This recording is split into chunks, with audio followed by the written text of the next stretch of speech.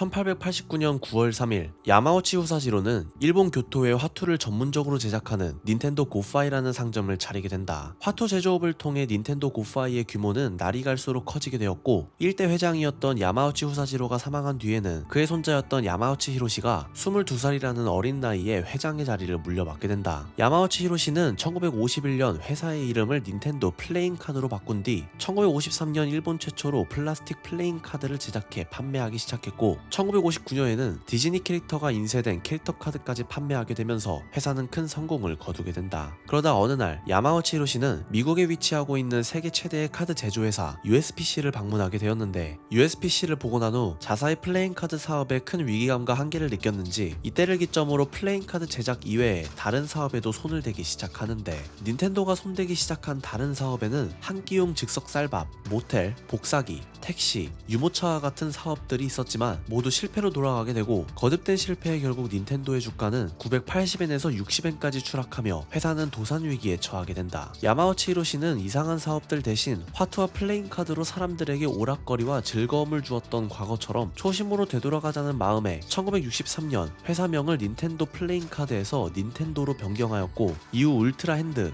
울트라 머신, 울트라 스코프 등의 왕구들을 판매하기 시작하면서 닌텐도는 왕구 회사로 이름을 알리기 시작한다. 심지어 당시 닌텐도가 판매했던 왕구 중에선 레고를 의식하고 만들었던 NMB 블록이라는 왕구도 존재했었다. 하지만 1974년 오일 쇼크가 터지면서 소비자들이 지갑을 닫기 시작했고, 닌텐도는 또다시 자사의 왕구 사업에 큰 한계를 느끼기 시작했다. 그러나 닌텐도는 당시 미국에서 큰 인기를 얻고 있던 게임 퐁을 보게 되었고, TV 게임기 사업이 돈이 될 것이라 확신하게 된다. 당시 닌텐도는 TV 게임을 만들 수 있는 기술력은 없었기에 미쓰비시사와 협력하여 1977년 6월 1일 폰 게임을 즐길 수 있는 컬러 TV 게임이라는 게임기를 출시하게 되고, 이 1977년에 오늘날의 동키콩, 마리오, 젤다 시리즈를 제작한 미야모토 시게루라는 한 직원도 함께 입사하게 된다. 게임기 사업으로 재미를 보기 시작한 닌텐도는 이후 1980년 게임앤워치라는 휴대용 게임기를 출시하였고, 1983년에는 페미컴, 1989년에는 게임보이, 1999년에는 슈퍼 페미컴을 출시하면서 게임 산업에서 확실하게 자리를 잡게 된다. 만약 야마우치 히로시가 미국의 카드 제조 회사인 USPC를 방문한 뒤 여러 사업에 손을 대지 않았더라면 오늘날의 게임 회사 닌텐도는 만나지 못했을 수도 있다.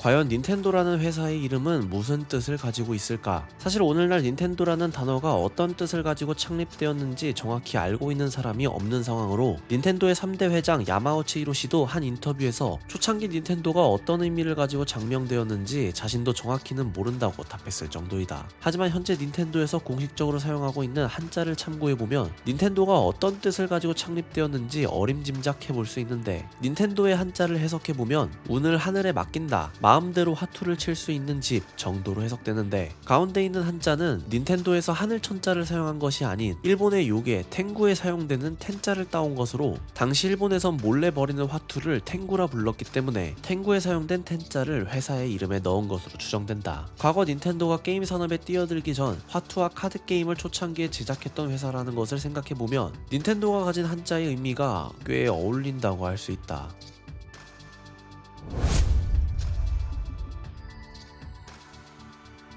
오늘날 플레이스테이션, 엑스박스 패드에서 쉽게 찾아볼 수 있는 이 십자키는 사실 닌텐도에서 처음 만든 물건이다. 1982년 닌텐도에서 선보인 휴대용 게임기 게임앤워치 동키콩 버전에서부터 이 십자키가 처음 등장했었는데, 원래는 오락실용 게임이었던 동키콩을 즐기기 위해서는 조이스틱 레버를 사용했어야 했는데, 휴대용 게임기에 조이스틱 레버를 넣는다는 것은 공간적으로 한계를 가지고 있었기에 닌텐도의 게임 디자이너 요코이 군페이는 십자키를 만들어 휴대용 게임기에서도 동키콩을 쉽게 즐길 수 있게 만들었다.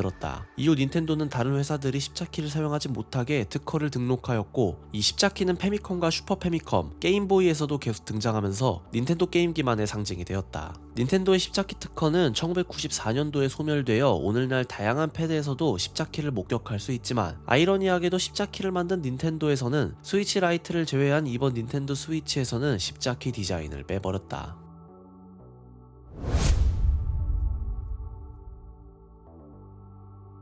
2017년 9월 19일 옐로팔이라는 유저에 의해 닌텐도 스위치 속 숨겨져 있던 게임 한 가지가 발견되는데 그 게임은 바로 1984년 발매되었던 페미컴의 게임 골프였다. 해당 게임을 즐기기 위해선 양손에 조이콘을 잡은 뒤 앞으로 내밀어야 했었는데 해당 자세는 닌텐도의 4대 사장이었던 이와타 사토루의 상징과도 같은 자세로 2015년 암으로 별세한 이와타 사토루를 기리기 위해 넣어둔 이스터에그이다. 이 이스터에그가 특별했던 점은 7월 11일에만 볼 수 있었기 때문인데 이 날짜는 이와타 사토루가 사망한 날짜이며 현재의 이스터에그는 아쉽게도 4.00 버전 펌웨어 업데이트 이후 보안 관련 문제로 만나볼 수 없게 되었다. 이외에도 닌텐도 스위치 프로콘 오른쪽 아날로그 스틱을 자세히 들여다보면 한 가지 문구가 숨겨져 있는 것이 보이는데 기판을 뜯어보면 Thanks to all game fans라는 문구가 숨겨져 있다.